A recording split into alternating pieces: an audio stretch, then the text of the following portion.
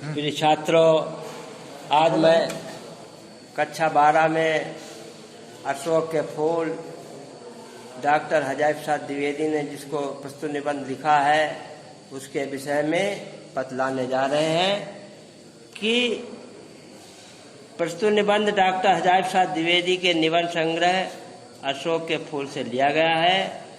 कंदर्प देवता या काम देवता के 5 प्रमुख पुष्पों में भी अशोक के फूल का महत्वपूर्ण स्थान था।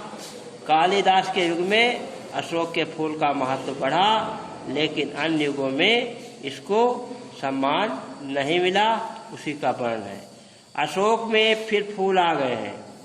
लेखक महोदय कहते हैं हजारी प्रसाद द्विवेदी जी प्रस्तुत निबंध में अशोक का वृक्ष जो है फूलों से पल्लवित हो गया है। इन छोटे छोटे लाल फूलों के मनोहर गुच्छों में कैसा सुंदर भाव है।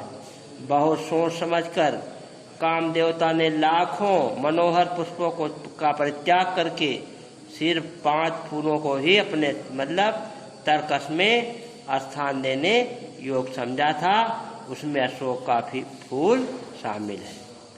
लेकिन पुष्पित अशोक को देखकर मेरा मन उदास हो जाता है। डॉक्टर अशोक हजारी प्रसाद द्विवेदी कहते हैं, जब मैं अशोक को पुष्पित और पल्लवित देखता हूँ तब मैं काफ़ी दुखी हो जाता हूँ। इसलिए नहीं कि इन सुंदर वस्तुओं को हतभाग समझने में मुझे कोई रस मिलता है। लेखक महोदय कहते हैं, वास्तव में सुंदर वस्तुएं हैं, फूलों में भी सुंदर है, लेकिन निंदा करने में कोई आनंद मुझे नहीं मिलता है। लेकिन मन तो जरूर दुखी हो जाता है। कुछ लोगों को मिलता है। लेखक महोदय कहते हैं, कुछ लोग जो हैं निंदित स्वभाव के होते हैं, ईर्ष्यालु स्वभाव के होते हैं, बहुत दूर तक सोचते हैं। जो भी उसका सामना पड़ जाता है उसकी बखिया उधेड़ लेते हैं, अर्थात उसके जीवन से अंतिम समय तक का हिसाब किताब का बखान करने लगते हैं। मेरी दृष्टि इतनी तक नहीं जाती है। लेखक कहते हैं, मेरी सोच इस प्रकार की नहीं है मैं किसी की निंदा करूं, फिर भी मेरा मन फूलों को देखकर वास्तव में उदास है। क्योंकि इसका वास्तव में इतना महत्व रहा। काम देवता ने भी दिया, कालिदास ने अपनी कविताओं में दिया, लेकिन अन्य कवियों ने इसको वास्तव में अपने सिंहासन से उतार दिया। असली कारण तो मेरे अंतर्यामी परमात्मा ही जानते हैं। कुछ थोड़ा सा मैं अनुमान करके ही बखान कर सकता हूँ।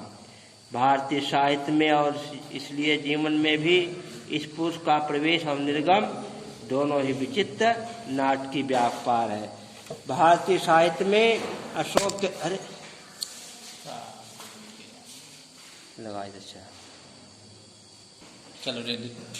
भारतीय साहित्य में और इसलिए जीवन में भी इस पुष्प का प्रवेश निर्गम दोनों ही विचित्र नाटकीय व्यवहार है।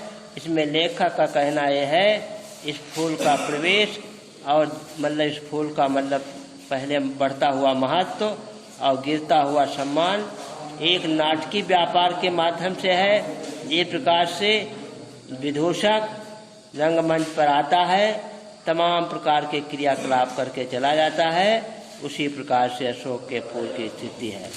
ऐसा तो कोई नहीं कह सकता कि कालिदास के पूर्व भारतवर्ष में इस पुष्प को नाम ही न जानता हो। लेखक महोदय कहते हैं, इस दुनिया में ये कोई नहीं बखान कर सकता है कि कालिदास के पहले भारतवर्ष में इस पुष्प को न जानने वाला पैदा हुआ।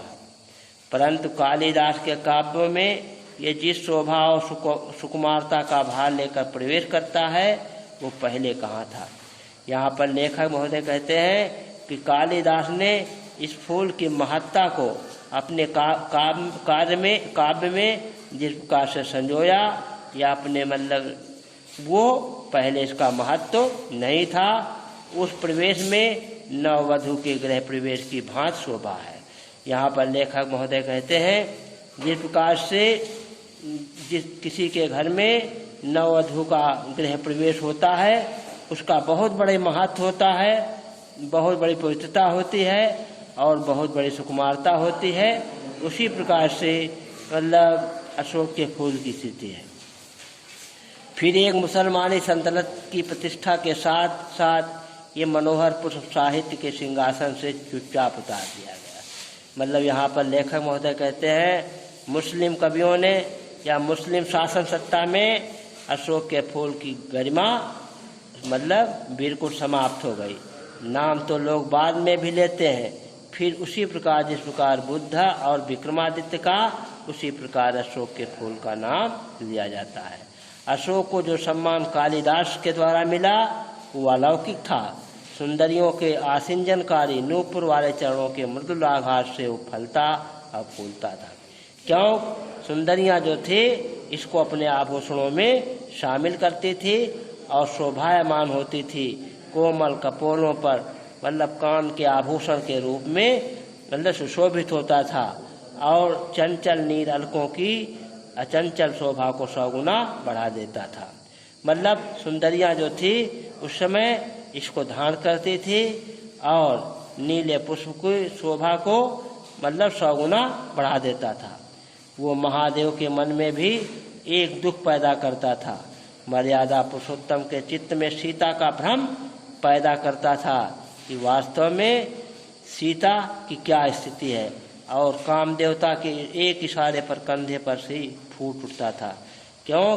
काम देवता के मतलब एक ही संकेत के द्वारा सुशोभित उठता था। अशोक किसी कुशल अभिनेता के समान झम से रंगमंच पर आता है। यहाँ पर लेखक महोदय कहते हैं जिस प्रकार से अभिनेता रंगमंच पर आता है तमाम प्रकार के सुंदर कार्यक्रम दिखा करके वापस चला जाता है, उसी प्रकार से काम देवता ने भी कालिदास युगीन काव्यों में भी इसका महत्व बढ़ा और मुस्लिम सल्तनत में इसको या अन्य कवियों ने इसके महत्व को कम कर दिया और दर्शकों को अभिभूत करके खप से निकल जाता है। मतलब जिस प्रकार से अभिनेता तमाम कार्यक्रम दिखा करके वहाँ से चला जाता है। क्यों ऐसा हुआ? काम देवता के अन्य बाणों की कदर तो आज भी कवियों की दुनिया में ज्यों की त्यों बनी हुई है, लेकिन अशोक के पुष्प की महत्ता समाप्त हो गई। कमल को किसने भुलाया, आम कहाँ छोड़ा गया और नीले कमल की माया को कौन काट सका, अर्थात इसका महत्व आज है। न मल्लिका की अवश्य अब विशेष पूछ नहीं रही, उसका महत्व नहीं रहा, किंतु उसकी इससे अधिक कदर कभी भी नहीं थी। मतलब इसका कभी ज़्यादा अधिक सम्मान भी नहीं मिला और अधिक अपमान भी नहीं मिला। भुलाया गया तो अशोक का फूल। मेरा मन उमड़कर भारतीय रस साधना के पिछले हजारों वर्षों पर बरस जाना चाहता है। लेखक हजारी प्रसाद जी कहते हैं मेरा जब मन प्रसन्न होता है तो भारतीय रस साधना में पिछले हजारों वर्षों की परंपराओं पर आकर्षित हो जाता है। क्या ये मनोहर पुष्प भुलाने की चीज थी? अर्थात लेखक महोदय कहते हैं अशोक का फूल वास्तव में भुलाने के लायक नहीं था, लेकिन कवियों ने सल्तनत समाज ने इसको अपने सिंहासन से उतार दिया। बच्चों हम यहीं से पाठ खत्म करते हैं और इसके क्वेश्चन आंसर छाटेंगे। तब तक के लिए बच्चों नमस्कार। ठीक भैया।